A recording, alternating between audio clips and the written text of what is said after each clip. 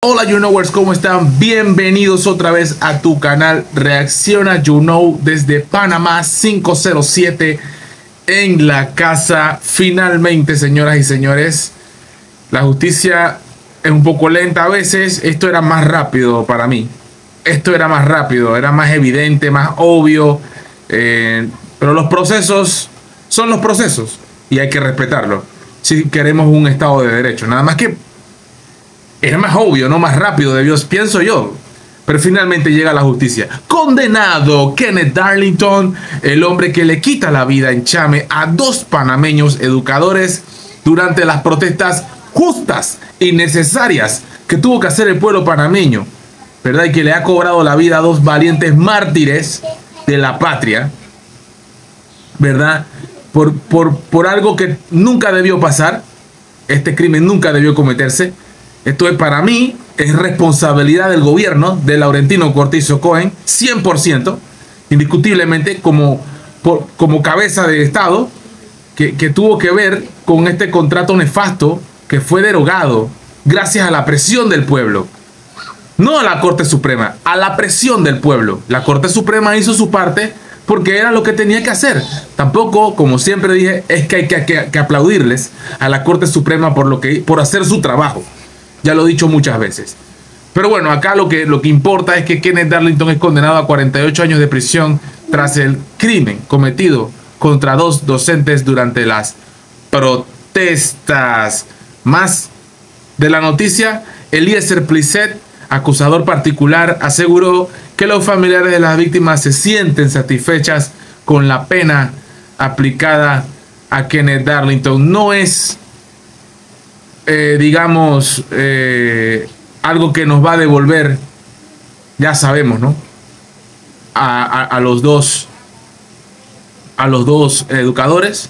No lo va a hacer, pero se hizo justicia en la tierra. Falta la justicia divina, que también tendrá que rendir cuentas ante la autoridad máxima, los que creemos en Dios, ¿verdad? Y los que somos temerosos de Dios, ¿verdad? Entonces, 48 años de cárcel para Kenneth Darlington por haberle quitado la vida a dos valientes que pudo haber sido usted, pude haber sido yo, que estuvimos en las calles protestando en contra de una